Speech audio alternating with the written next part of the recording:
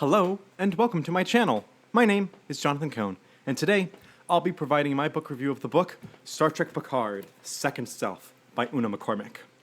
Before I continue, I should note that I am a little bit sick right now, so you'll notice that my voice is not up to snuff like it normally is. This book is the fourth book in the Picard series. I have read two of the three previous books. I have Picard, The Last Best Hope, also written by Una McCormick. This is one of the best Star Trek standalone novels ever. It is a brilliant, brilliant work. Really transcends the genre. Amazing work. And as I said, it's by the same author that wrote this one. And this one was a USA Today bestseller, which is kind of rare for Star Trek books now. And then we also had the book The Dark Veil, which I don't own. And then the third book is Star Trek Picard Rogue Elements, a pretty long book for Star Trek, written by one of my favorite authors, John Jackson Miller. I thought this was an amazing novel. It won the Scribe Award for Best Media Italian Fiction Novel this year. And it was a really fun romp of a book. Then we have this book, the fourth book, Star Trek Picard's Second Self. And this book has the tone that Last Best Hope does, but it doesn't have the same quality, unfortunately, that Last Best Hope does. This is the weakest of the books of the Picard novels that I've read, and honestly, it's the weakest Una McCormick book. I had read two previous Una McCormick books, Picard, Last Best Hope, and The Crimson Shadow. Both of these are among my top books. The Crimson Shadow, another book that transcends the genre, deals with the same themes as in this book, but does it much better here.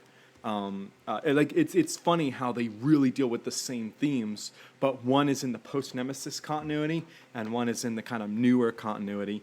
And even though Una McCormick can write amazing novels in the new continuity, as demonstrated by this book, this one, it just missed the mark for me. This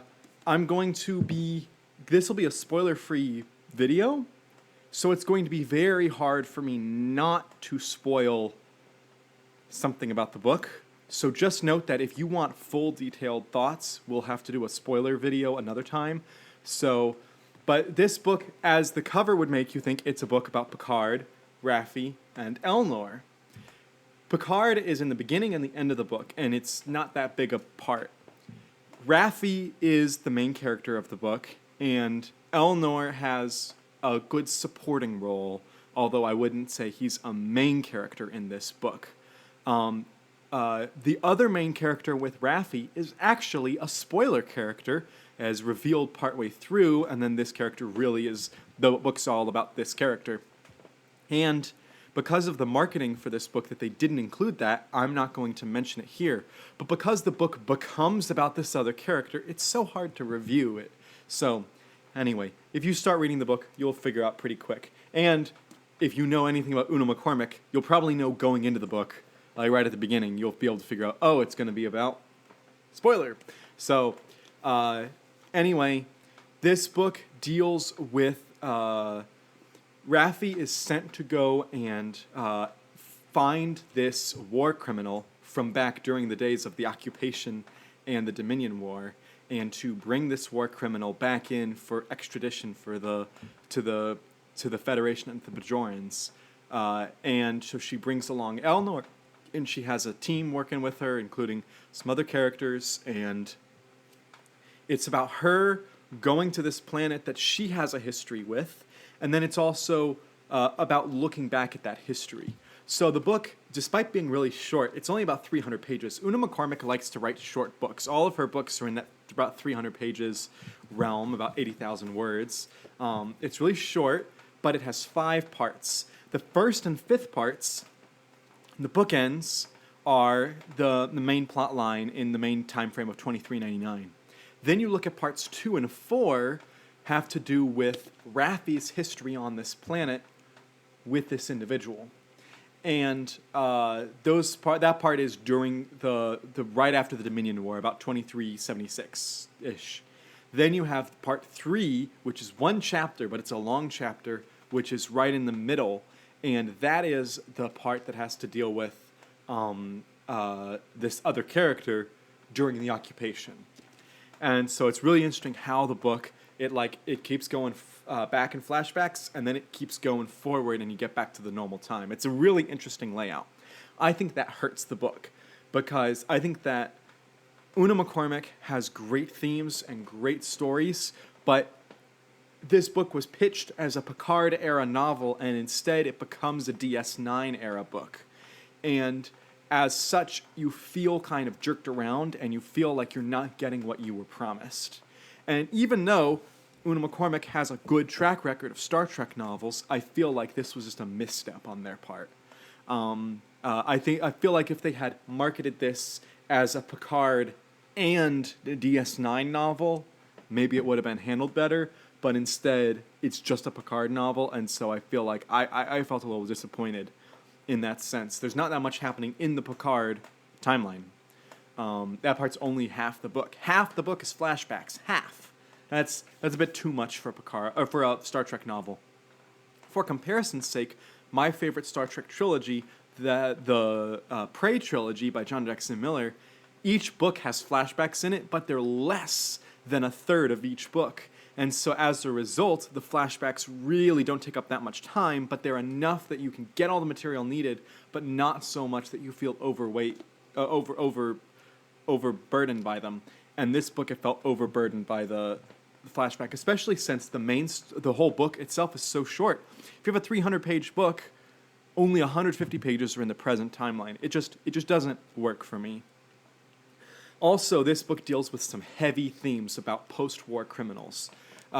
This has a lot of parallels to World War II and Nazis who escaped punishment and bringing those Nazis to justice. And the post-war themes of this book are handled in the book The Crimson Shadow. But because this was part of the post-Nemesis line, this was part of an ongoing series that they were taking with these characters, and this did it superbly. I mean, just superbly dealt with those themes and characters. But instead, you have Picard's second self, which goes much more melancholy. It goes much more dark. It's much more thematic, I would say. I feel like this book is a book that's made for awards contendership, but this is a book that actually wins the awards because it wasn't necessarily trying to, but it got there. So anyway, I just feel very frustrated that Una McCormick basically has to look at the same themes in two different universes essentially, and anyway, it's just very frustrating to me. Because I went into this with such high hopes. One, because I loved these two books so much that I put Una McCormick on my favorite authors list. I said these two books earned her the right on the list. And to an extent, they still have. But I expected the same quality. And when I didn't get I got the same writing style, certainly, but I didn't get the same quality of story. It felt very disappointing.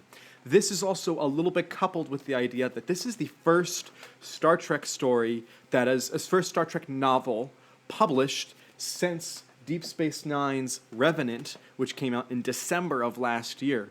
Traditionally, Star Trek has about a novel every month. We went almost 10 months until this one came out, and then you release a book, and it's not even the most amazing book. And so I was hoping that this would spur us on into a new era of Trek publishing that would get me all excited for the future. And it feels like a whimper. I don't think it's a bad book. I just don't think it's a good book. I think it's mediocre. I think that's the best word I can describe it. You'll be entertained and you'll find it interesting, but the book just doesn't do anything perfect. It just doesn't do anything right the way it's supposed to. The only thing I can positively say really about the book is the dynamic of Raffy and Elmo. Raffy is very much a loose cannon. She's very funny. She's very humorous, loosey-goosey. And Elnor's very rigid, and he is unintentionally funny. He has lines that he delivers deadpan, but they're actually quite humorous. And it was such a small portion of the book. If the book had been a Raffy and Elnor go on an adventure book, if that was the essence of this book, it would have been such a good book. Instead, it's about this other character who is an amazing character. I'm not knocking this other character, because this other character shows up throughout the post-Nemesis line and shows up in a lot of Una McCormack's novels. But because they decided to do that, the focus isn't on Raffy and Elnor, and they have such potential. I think that if we could get Elnor and Rios in a novel together, man, would that be A, entertaining, and B, it would sell itself, I think. I think that they're the two best characters to come out of the Picard TV show is Elnor and Rios. So that's just my little pitch, Simon & Schuster, if you're watching. But that worked well, I thought. And then the scenes with Picard in them. Picard's, again, even though Picard's on the cover and on the title of the book, he's very, because it's his TV show. It's not about him specifically.